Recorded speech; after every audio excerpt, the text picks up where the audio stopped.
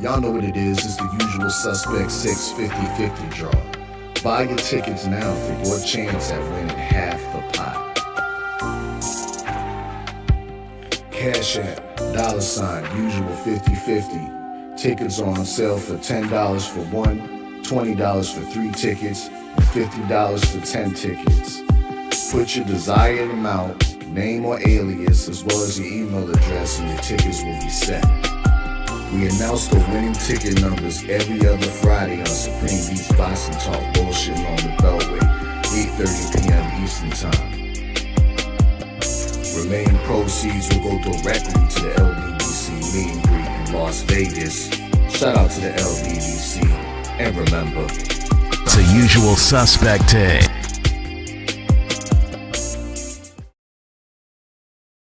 Y'all know what it is. It's the Find the Boxer game. Purchase a box for a chance at winning $500. One of 54 boxes has a missing boxer inside. Purchase your box or boxes by Cash Apping, $, usual 50-50. Include your box number, name, and email address. Your box number will be confirmed and sent directly to your email. Each box is $20, with a 1 in 54 chance of winning. Remaining proceeds will go directly to the LDBC meet and greet in Las Vegas. Shout out to the LDBC, and remember, it's a usual suspect tag.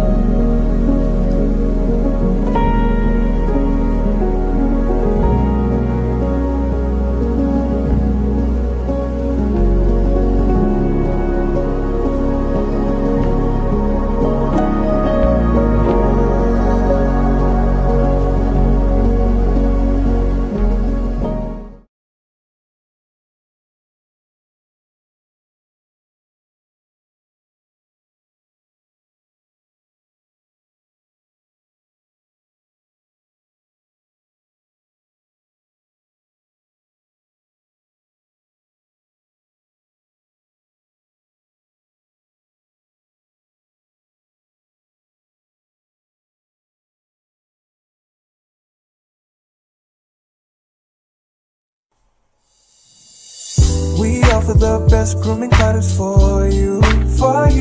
Dress on natural and handcrafted too. We wanna help be your swagger, style, class, and luxury. Make our products tailor-made for you with high quality. Yeah. So get in style with the Black, yeah. Grooming company. To give you swagger, style, class, and luxury. In luxury, yeah. The Black Gentleman, yeah. Company. To give you swagger, style, class, and luxury. In luxury, yeah. Located at www.theblackgent.com.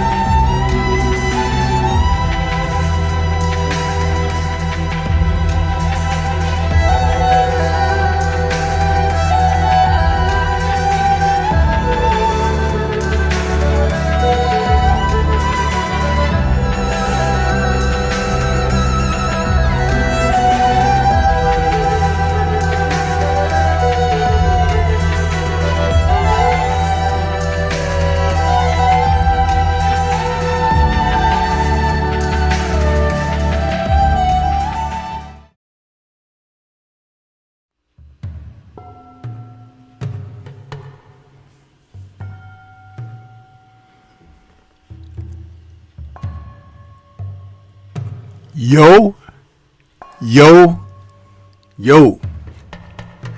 What's good? What's good? It's Stormy B Man, and I am back, welcoming you to Kung Fu Film Focus for this Friday, July 25th, 2025. Tonight, we're going to review a film that can be noted as a basher from 1973. 1973 was a very poignant moment in the history of the Kung Fu film genre. This film, if you were old enough to remember it, it took the audience by storm because of some of the dubbing, some of the hand-to-hand combat action, and that some of the characters had a real aloof goofiness to them in their appearance. Not the star, but there were those who were in this film that kind of made an impact, an impression. Remember, the Kung Fu film craze began in, I want to say, 1972, when Nixon and Mao opened commerce between the two nations. And as various culture was imported to the U.S. and deported to China, Kung Fu films were a part of the package. You know, we had Chinese food restaurants here in America and had been introduced to their cuisine. We had even seen small laundry and attire, tailor shops by the Chinese. But the whole thing about their movies, that was something totally different. And so packaged up along with a great deal of other cultural items that now we take for granted that are a part of the U.S. history. Chinese films and their action fare, referred to as Kung Fu films, was a part of this. Now,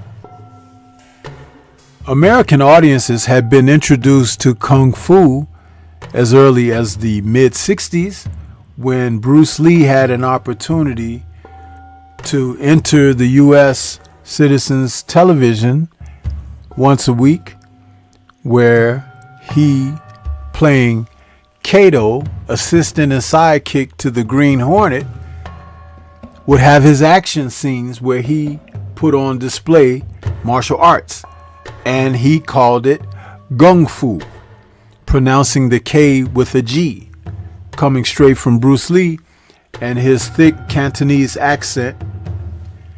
And so that's where audiences were introduced. Now, some people who were on the West Coast had a chance to meet Bruce personally as he started out his own little dojo. And he was teaching the Guai Lo, which means the American pale face, a little bit of Chinese culture with their forms of martial arts, self-defense. As the film genre grew, Bruce would later become a part of that in the early 70s. And unfortunately, he passed away in this very month, July 20th, 1970.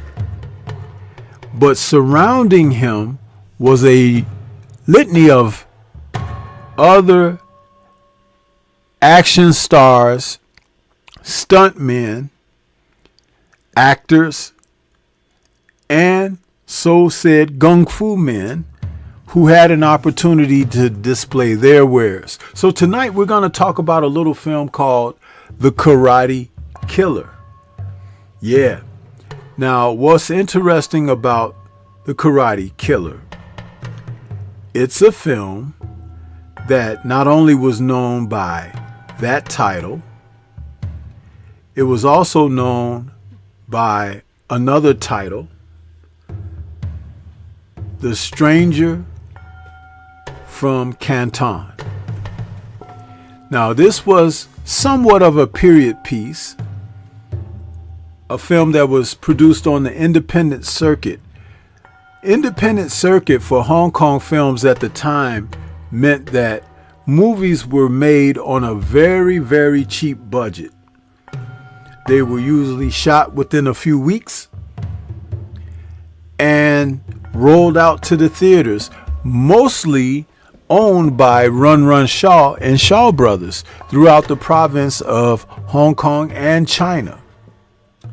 Even some of the Chinese theaters that were in Chinatowns in the US, in the major cities, those theaters were owned by Shaw Brothers. So Mr. Shaw had a total monopoly on the films that were played from Hong Kong, globally as well as in the United States. Let me take a moment out here to acknowledge one of the brothers with a Cash App donation here. We got EJ in the building with a Cash App donation. We appreciate you very much. Thank you so much. Yeah, I saw it, but I was trying to get my opening monologue in. You know, the Stormy B man likes to try to lay the groundwork for what we doing around here. You know what I mean? Because we don't take nothing for granted, man. We don't take nothing for granted. Cash App doesn't want to open at this moment. What's up with that? Sometimes it does that to me. I don't know why. Let's see here. Cash App.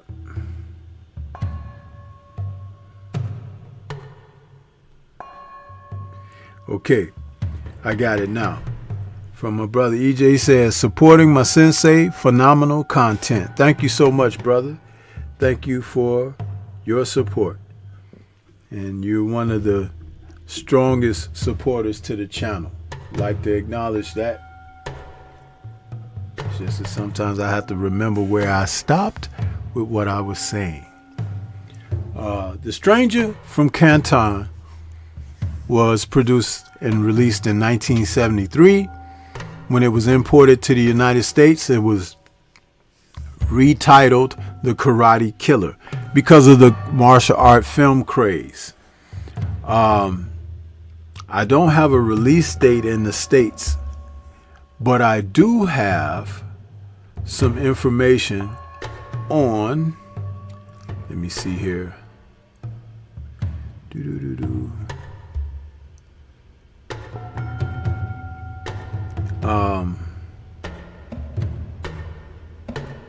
This particular title, the film starred Jason Pai Pao. Now, Pai Pao was a martial artist that got an early start in the early 70s, where he was brought in to play heroic roles.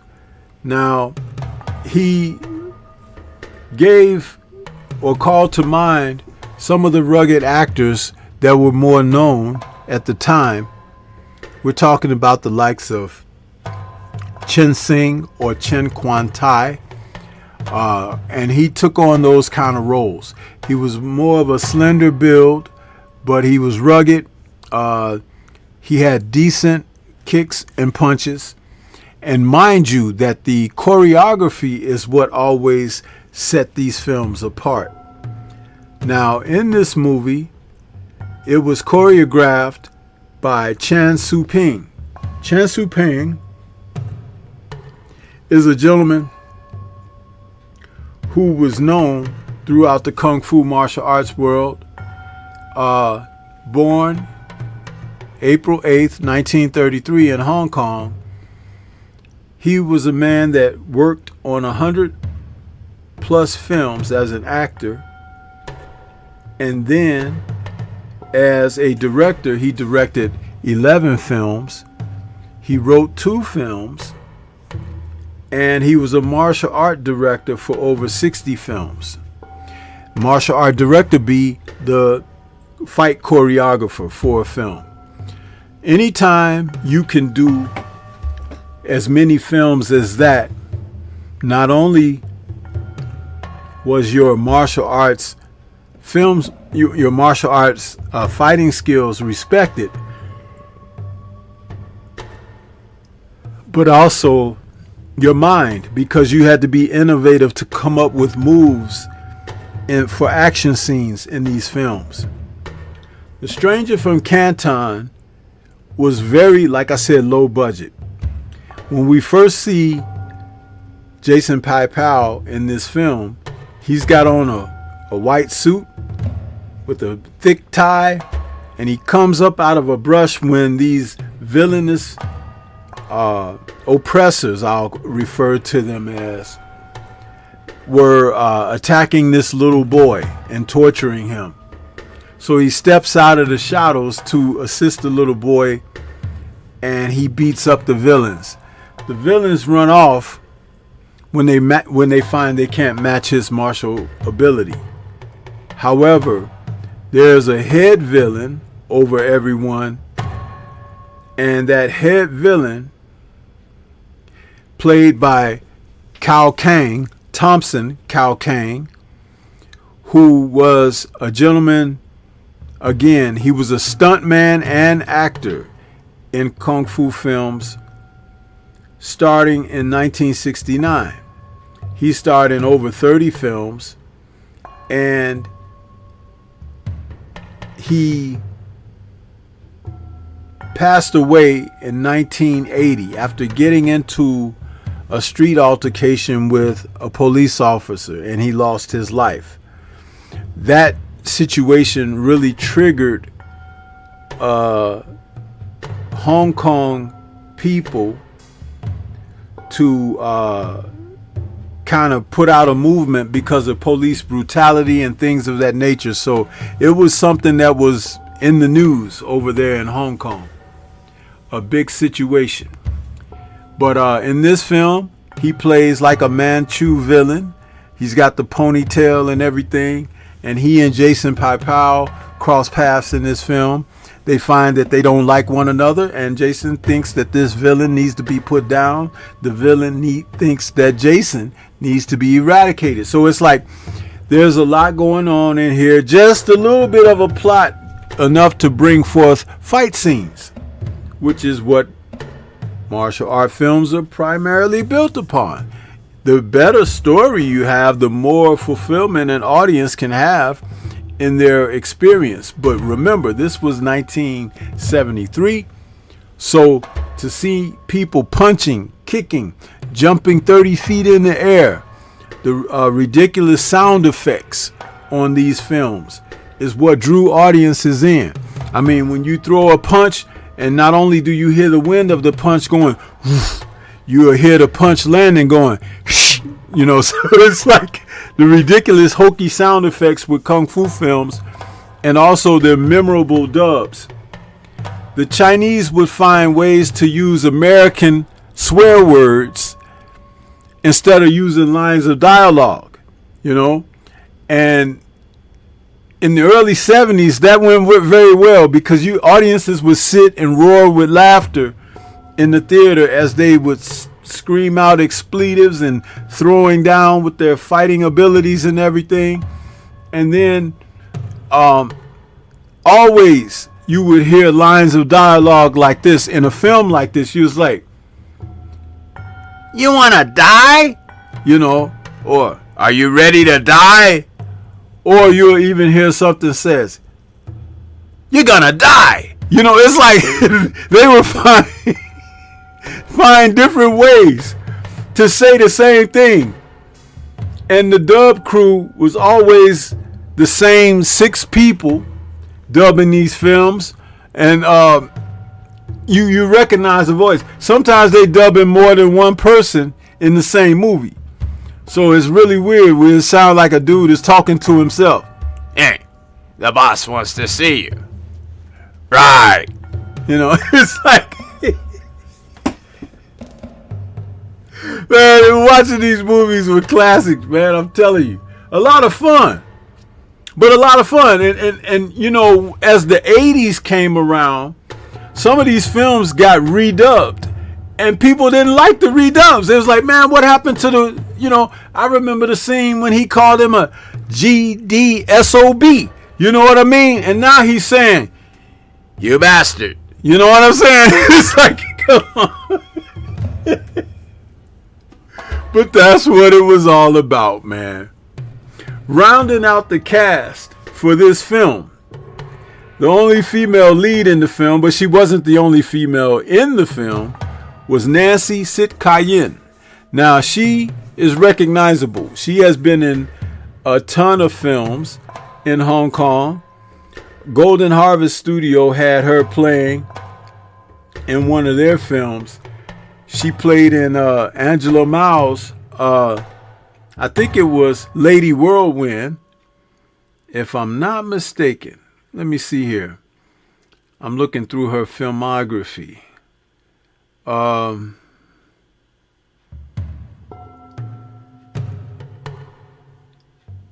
No, not Lady Whirlwind. Wait a minute. Yes, she did. They just didn't put her down.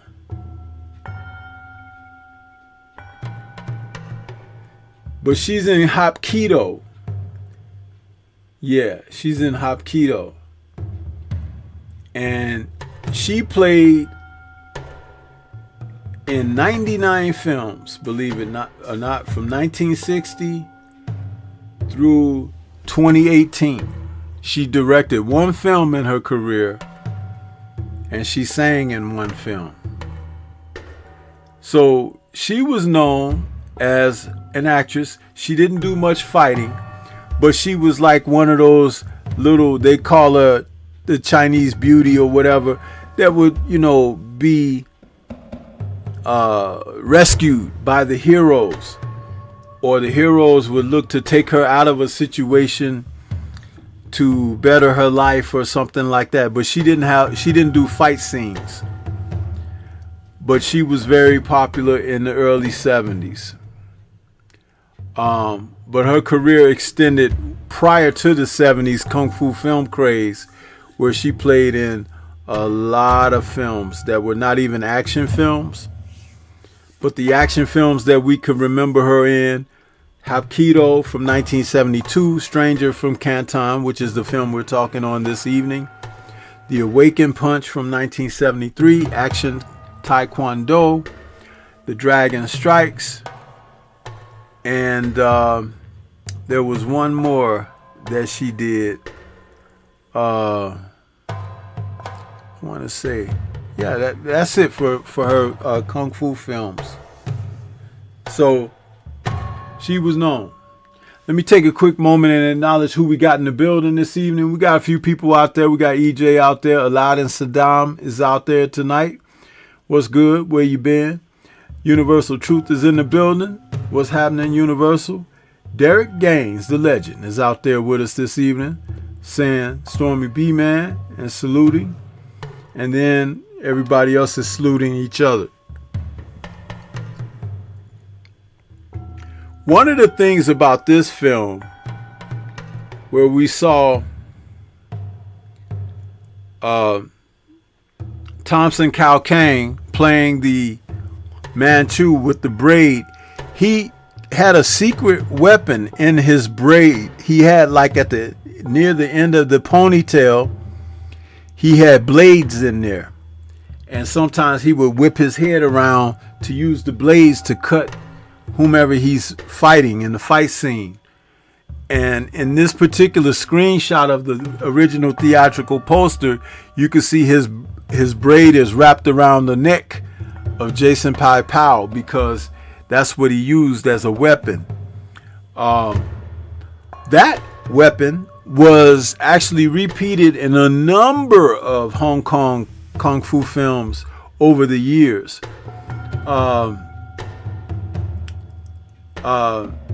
John Woo, who directed a film in the early 70s, and there was I'm trying to think of the name of the film now. Give me a moment, because I have to look John Woo's filmography up.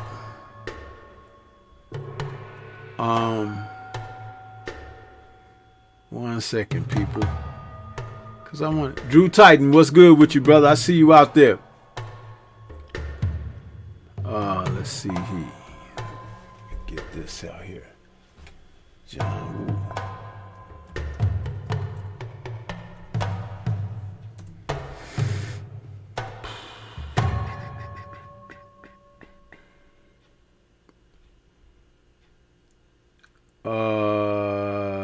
What's the name of that doggone movie?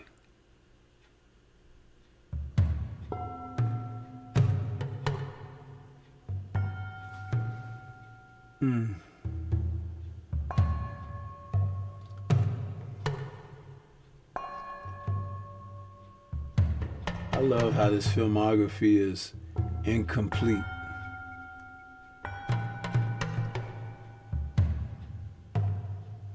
You gotta be kidding me. They didn't even put that film in there. Okay. Let me go to this other film.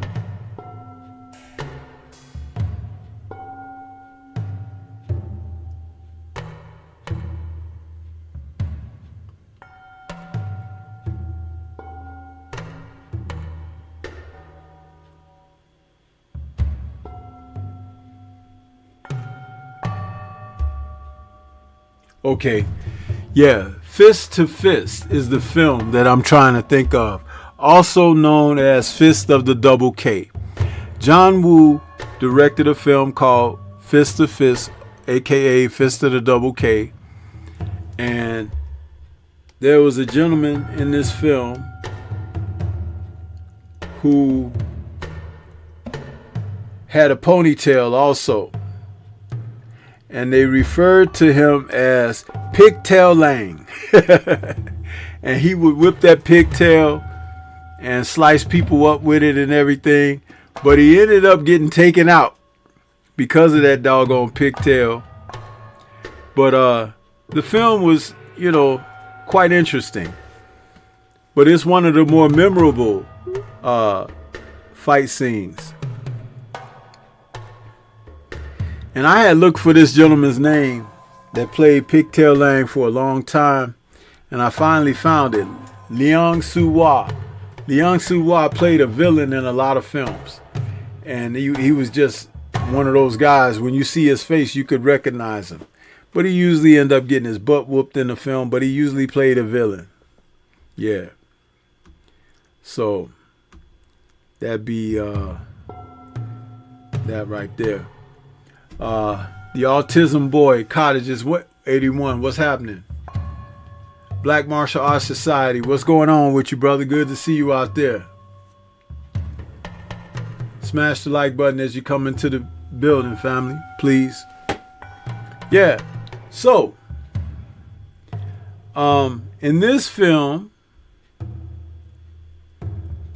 The Stranger from Canton, we got a little bit of a review here that I'm going to read a little bit to it, let you know some of the plot of the film. But remember, this was early in the Kung Fu film genre, so the plots were paper thin. The whole idea was to create conflict for someone to be able to use their martial prowess. That was the name of the game early. Bruce Lee films kinda stepped on that a little bit, and then filmmakers started trying to make better stories, but they weren't ready or readily changing. But if they wanted that box office, they had to do some things a bit of a different way. So this is a review that was written back in, or posted back in March of 2011 by Gaijin 84. He says, Stranger from Canton takes place in the early 1900s during the last years of the Qing dynasty and the rise of Sun Yat-sen. Loyalists to Sun are gathering, and the Qing officials are hunting them down and brutally executing them. Jin Fong, played by Jason Pai-Pao, arrives from the U.S. and is surprised at the injustices that he sees. He's later framed by the henchmen of Qing Lord Cao Kang for murder, but joins forces with other local martial arts master Wang Yi, played by Tony Liao, to take down the Qing officials. Unfortunately, Stranger from Canton falls into the overflowing bucket of mediocre bashers from the early 70s. The choreography is quite substandard, as it seems to be a trend for early Chan Su Pang efforts. Severe undercranking is present. A lot of the fights and the extremely choppy editing destroys the flow even more. The movie is filled with every bad kung fu stereotype imaginable.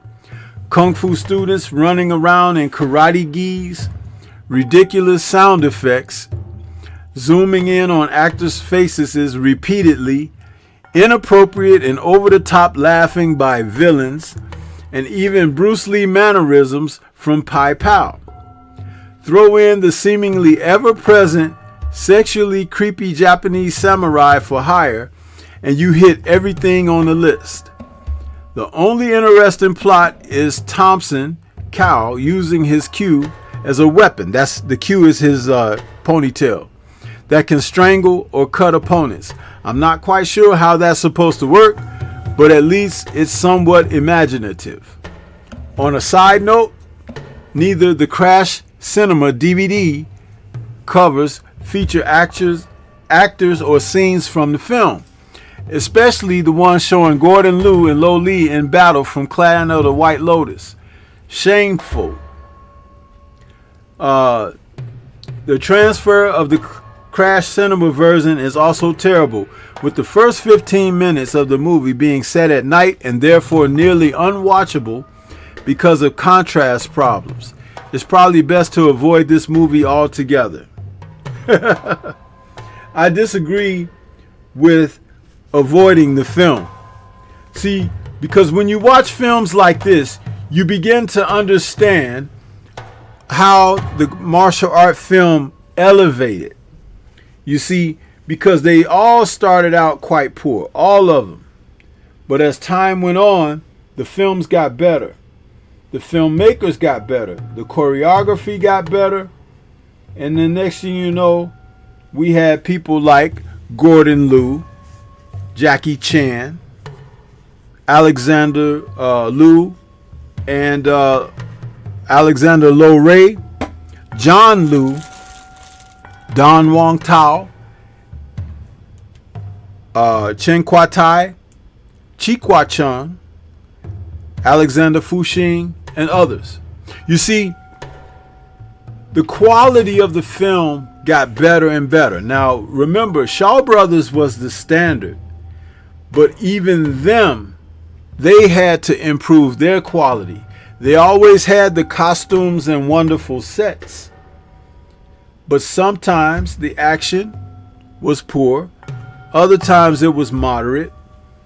But once they got the likes of Pops, which is Lu Chaoyang, doing choreography for their films, because he was a real martial arts practitioner and he had come from the Hung school of Kung Fu. And once he started incorporating his ideas into choreography, cinema took off big time. Yeah. So Drew was saying he hadn't seen this film in so long. Yeah, it's also known as Karate Killer. And it's just kind of weird, man. This is one of those old films you would sit in the theater watching, eating your popcorn and just laughing to death or whatever and waiting for the next fight scene. This film was never going to win any awards, but it was action to the core. And if you really love martial art films, kung fu films, a movie like this should always be a part of that, especially if you're old enough to have come up in that era during that first wave of kung fu films in the US, what they call the original kung fu film boom, because that's what it was all about, man. Big time. Big time. Does anybody out there have any questions for me about this film? Because you can pick it up on DVD. All you gotta do is Google the title under DVD, and you should be able to find it for just a couple of dollars on Amazon or some of the websites, eBay, whatever, that sell martial art films. You should be able to find it quite easily.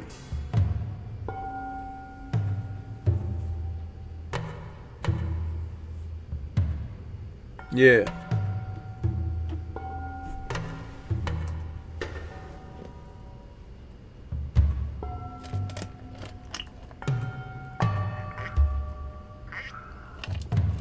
Eric Jordan says, "Oh damn, don't watch the film."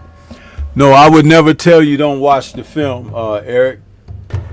Why you think I'm doing the review on it? Because it's a piece of history, man. And films like this is what played during the early 70s, man, when we used to scrape our $1.25, $1.50 to go to the movies, man. 3 films for that price.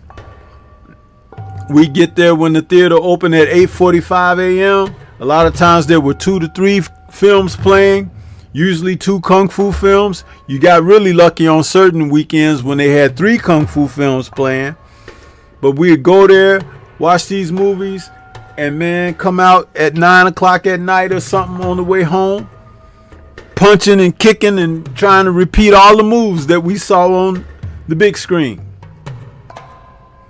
It was a great time growing up, man. That's right, Drew Titan. Back then, you could stay all day in the damn movie theater. I still remember the movie poster for The Chinese Mac, starring CANTON.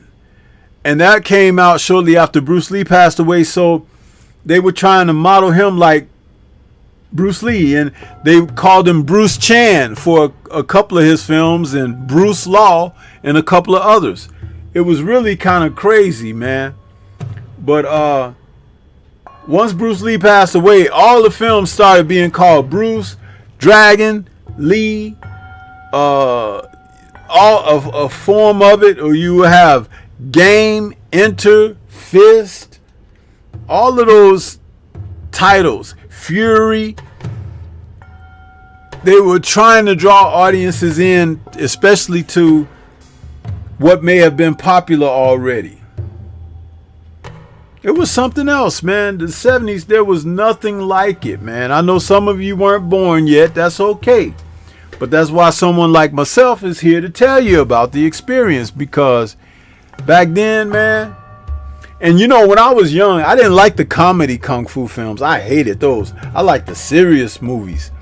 But the comedy films, as I've gotten older, I love them, man. It's like, it's a damn good time, because the comedy, as an adult now, I really understand the comedy much better.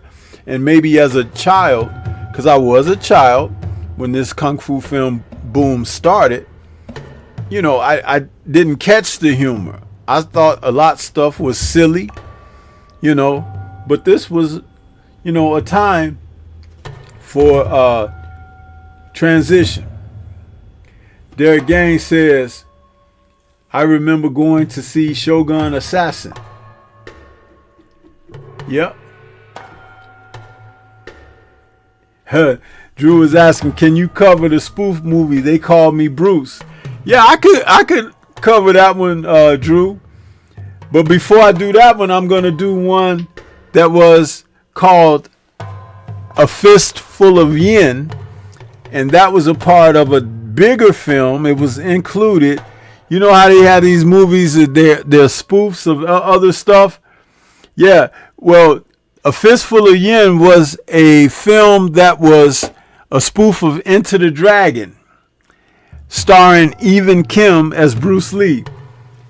And that film was hilarious, man. There's this wonderful recreated scene where, you know, Bruce is fighting Han's men in the cave, right? And at the beginning of Enter the Dragon, when the British agent comes to talk to Bruce and ask him to go to Han's Island And Bruce is basically kind of rejecting it, like, you know, you don't need me. Why don't you get some guns and go in there and roll up on Han, right? Well, in Fistful of Yen, when the British agent is asking the lead character, will you help us out with this situation? We want you to go over there and go in there for us and everything. He's like, man, are you crazy? I'm not going in there. And then the British agent says, well, there will be actually, you know, hundreds of martial arts men that you can kill. And then they show her boy's face and his eyebrows go up with that Bruce Lee look on his face. It's like he wants to go in there and just kill people. So that's what that was all about, man. It's hilarious. It was something that was really funny at the time. I enjoyed it, man. Kentucky Fried movie with Fistful of Yen in there. And then when he was in that basement fighting those men from Han's island, he's like beating up all these guys and they keep coming, right? Just like in Enter the Dragon, they kept coming, attacking Bruce. And he's beating them up. It's so many of them, though, that as he's beating them up, the bodies are starting to pile up on the floor.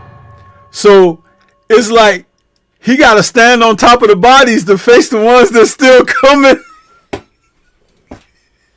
He's like, wow, wow, wow. He's beating all these guys up, but the bodies are mounting and mounting. Hey, Drew, if you ain't ever seen that Kentucky Fried movie, it might be on YouTube now because it's a part of a Kentucky Fried movie, A Fistful of Yen. Dude, that is hilarious. It is so hilarious. And they got Master Bong So-han, who was the Korean martial arts master who doubled for Tom Laughlin in Billy Jack in the martial arts scenes. And he was the fight choreographer for Billy Jack too. He's playing the evil villain in there. They call him Mr. Klein or something. You know, like Han, he's called him Mr. Klein. And at the beginning of the film, when he's like, some of his fighters have failed him, you know, Enter the Dragon, when they failed, Han would sick Bolo on them, right? And Bolo would break these guys down. Well, in the Kentucky Fried movie, Fistful of Yen, when the evil Dr. Klein, when the guys were disobedient to him, he'll say, put him to death. And then they'll show this big muscular Chinese guy breaking the guy down. And then he'll have another guy. And he said, no, don't put him to death. And he'll say, okay, we'll punish him better. Send him to Detroit.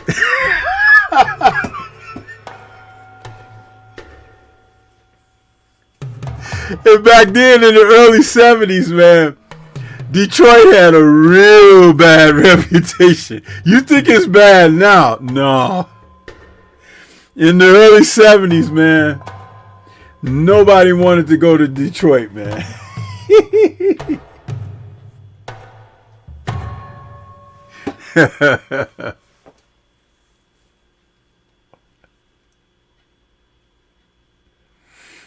Yeah, man.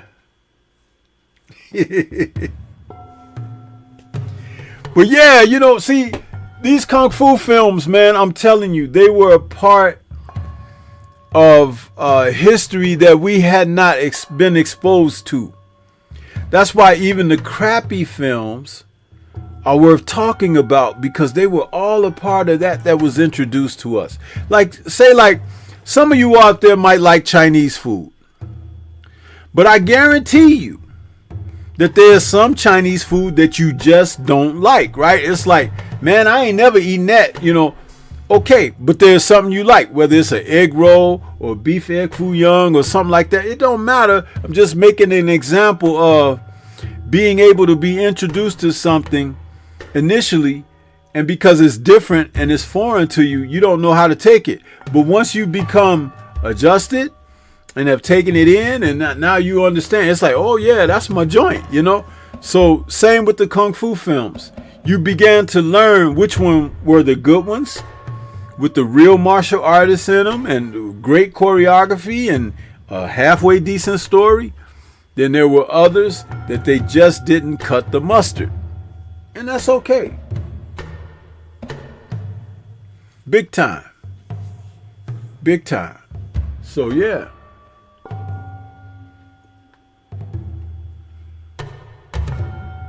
Derek Gaines is asking, was Kung Fu Hustle a spoof movie? You know what? It was a comedy. But not necessarily a spoof, because Stephen Chow, who was the producer of that film and director and everything, he understood what made audiences laugh, and he would sprinkle elements of things of their culture in that movie. Like there's a great scene where the landlord lady, you know, she's running that little villa where everybody's at, and you know, she kicked people butt, including her husband, played by Yuen Wah, who doubled for Bruce Lee in the films for acrobatic scenes. Well, the landlady is Yuen Key. Yuen Key played in James Bond movie. What was it? The one where James Bond went to Japan or something. She's in that film. She was like 18 years old back then, and she played in some kung fu films in the early 70s. So Yuen Key has been around a long time. But when she was in Kung Fu Hustle, I was surprised to see her, because Yuen Key has got to be in her late 70s now. But in Kung Fu Hustle, they had her with the rollers in her hair and stuff, and she was doing the Bruce Lee thing. Like she's been around a long time, but she's great. She's great, yeah. Derek Gaines, the legend, says, I remember her. Really? Yeah, man. Yeah. See, Stormy know his kung fu, man. You know what I mean? I know my kung fu.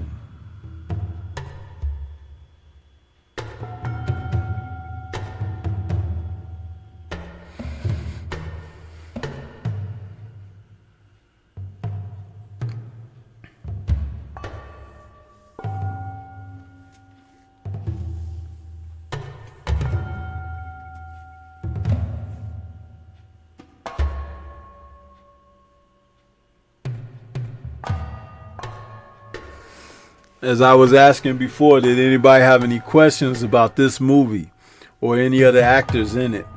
Jason Pai-Pao had a great career in the early 70s that saw him playing in films like this. He signed a contract in 1975 with Hong Kong's television station CTV. Following CTV's demise in 78, he starred in a series for other stations and made a return to Shaw Brothers from 1979 until the mid-80s. He was one of the studio's busiest action stars, with as many as 5 releases annually. Yeah.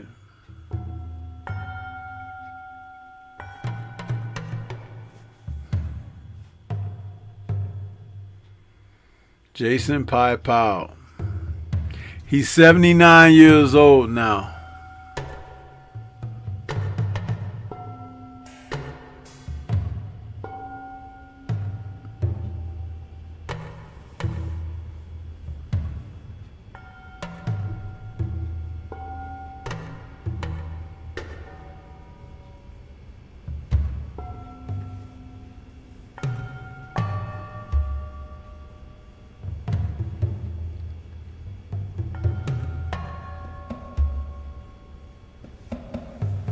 Yep.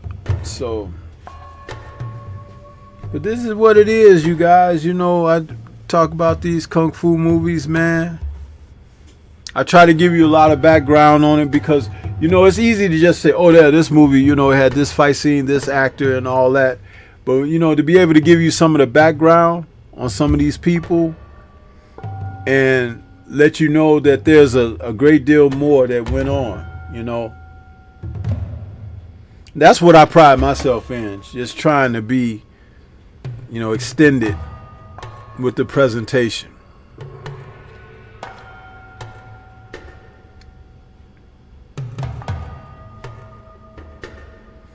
Yeah.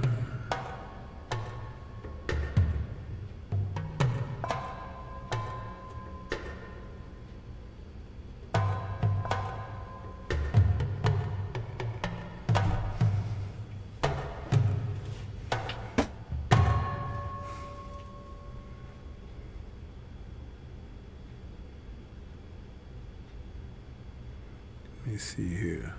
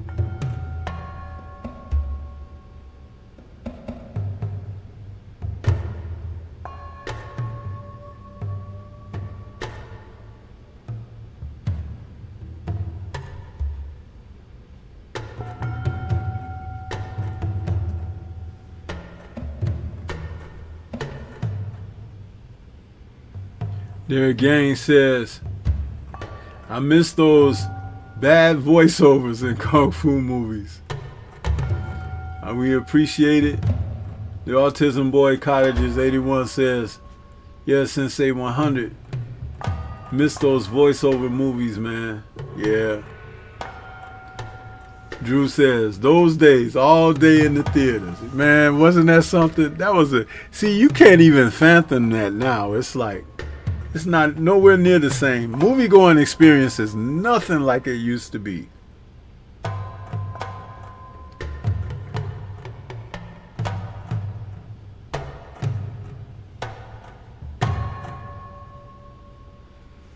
Well, Derek, you know, I do have my Kung Fu channel. I've shared the link to that channel, but for some reason I still can't go live on that channel. I'm gonna have to upload this to the channel, which it's a shame, but there's something I'm missing because I'm not doing this through StreamYard. When I go through StreamYard, I could upload, you know, I could dual stream, but from my OBS I can't dual stream. At least I don't know how. And if I get that down pat, then I'll be complete. But right now I've shared this to the page, but it's like, man, I just wish it would have gone live from over there, because I did try to go live from there and it wasn't picking the signal up for whatever reason. Probably something I haven't done. I told you guys I'm still learning how to do all of this, and with the help of people like Drew and a couple other brothers out there that helped me do some things, I'm much better than where I was. But I'm still hurting a little bit on how to get this done. Because if I do this on StreamYard, I can't show you my graphics. Because I like these graphics here, where I show you the original theatrical poster. I'm able to show you the images of the actors all set up around the poster and choreographers and stuff. That's the thing that I like about this OBS. I'm able to put my graphics together like that. You know, it's all original. That's why when them folks was trying to talk about me and you reuse content, I'm like, what? What? Where? You know, I'm designing all this stuff myself, man. All by myself.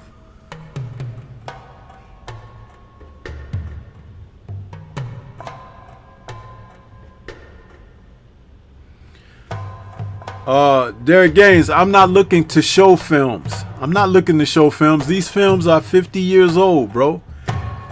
And you can go out and get them, or you can look at them on YouTube or whatever. My thing is, which is nobody else was doing, I'm reviewing these films. I'm providing history on these films and everything. If you want to see the films, go out there because they're available to you. You know what I mean?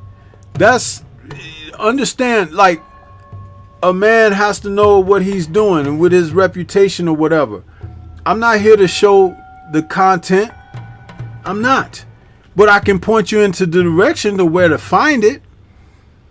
And all the films that I talk about, I got in my film library. I have hundreds of Kung Fu films. Hundreds of them. But this is why, like you just heard me say about reuse content, I'm not using someone else's stuff. I don't even show the trailers anymore. I used to show trailers. But then they try to say, you know, so I stopped showing the trailers. I put together images and collages and things like that in an original manner for proper presentation. Yeah.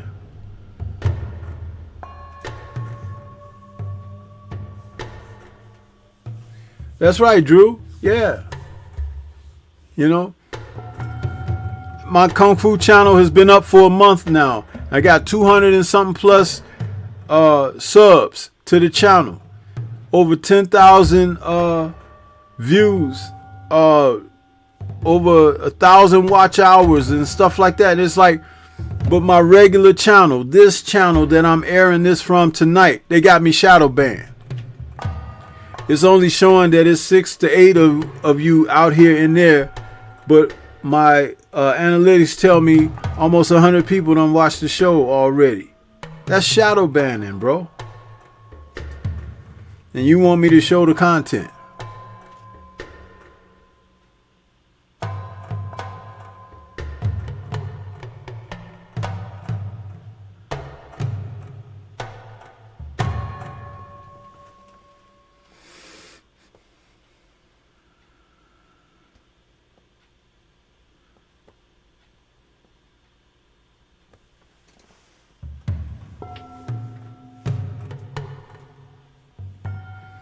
I can't hardly get half of y'all to hit the like button.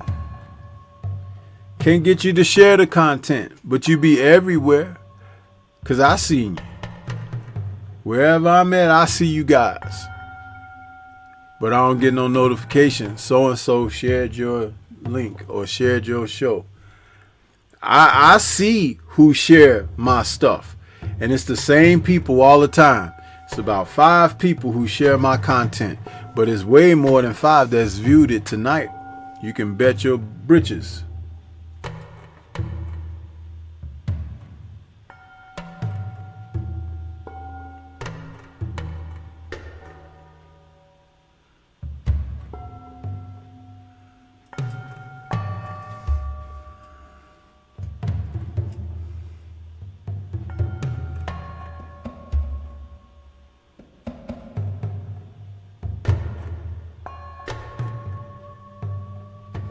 Yeah, Drew, right?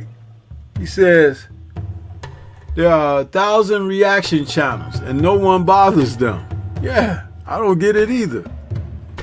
And all I did was show a trailer. I can see if I showed the movie, but I showed a trailer and they were like, strike.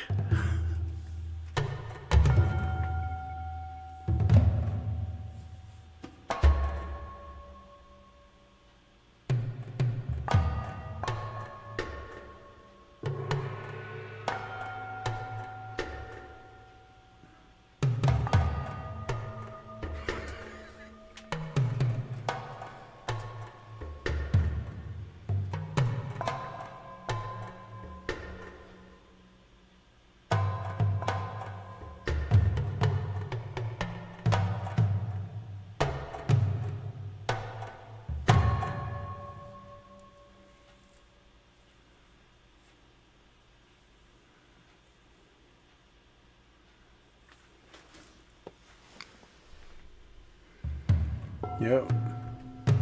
Who else you know come on here and talk about these movies like this and give you background on the actors and directors and actresses, choreographers, you know, telling you how they live, how they died, and, you know, all this stuff. Who else is doing that? Yeah.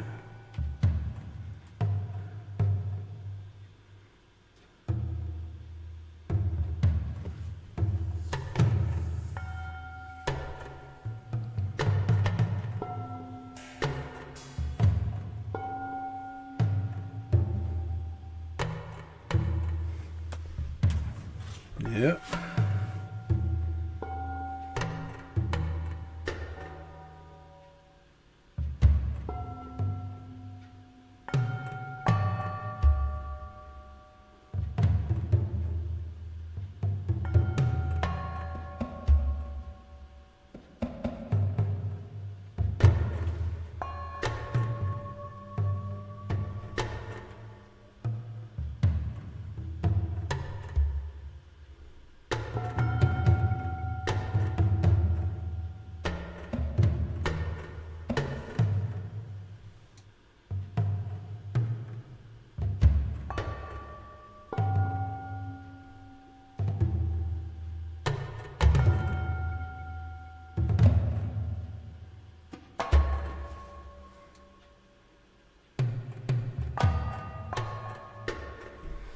I'm gonna get ready to shut it down.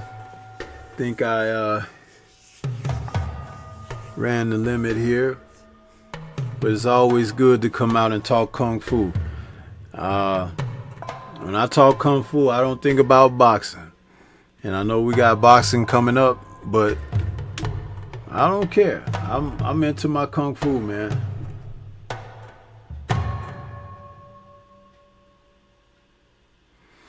Yeah, that was one of those comics. That was what was his name? I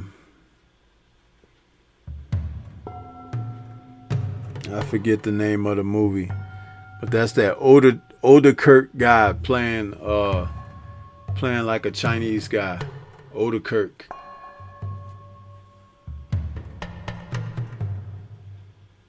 I got that movie on DVD too. I watched half of it. I couldn't even get through the whole thing. I remember when it was at the theater.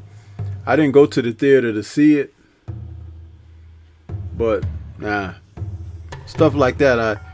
I just got it because it's a part of the genre. But and he spliced scenes from a Jimmy Wong Yu film in there. You know.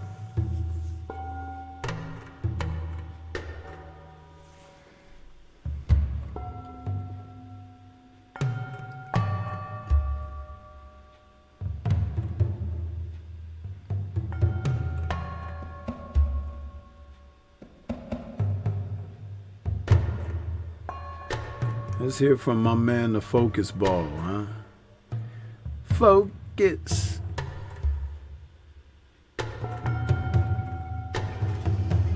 Get ready to take your striking game to the next level with the Focus Ball. Dramatically improved footwork, timing, head movement, hand-eye coordination, reflex, and overall fight IQ. It's lightweight and extremely portable, so you can train every time, everywhere. When you don't have a coach to do mitt work, get a Focus Ball. When you don't have a heavy bag to hit, get a Focus Ball. When you don't have a sparring partner, get yourself a Focus Ball. And when you just want to have fun punching and kicking, get a Focus Ball. When you train with the Focus Ball, you train your eyes and your brain to read punches so that you can hit and not get hit, making this very simple device a must-have for all combat sports athletes and enthusiasts alike. So if you want to take your striking game to the next level, don't wait. Get the Focus Ball now.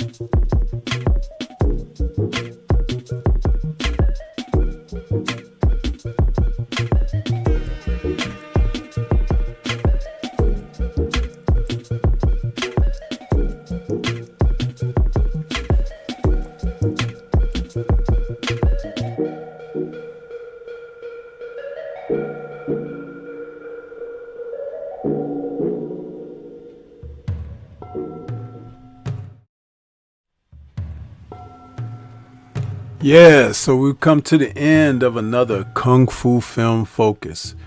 Now, though this didn't broadcast live on my Kung Fu channel, it will be uploaded to the Kung Fu channel for those who missed the live stream that are subscribers to that channel. I still will be importing this show over to the Kung Fu channel. And don't forget my third channel, which is a STORMYBMAN'S Temple of Culture and Entertainment. You know, I'm trying to branch out so I'll have a platform to speak about things that are not boxing and of boxing ilk. So I'm working, you guys, you know, just like I got last week's fights got on my nerves to the degree I said, you know what? I'll upload a few shows on this channel this week, and I'll do a live stream from this channel this week. And I'm good.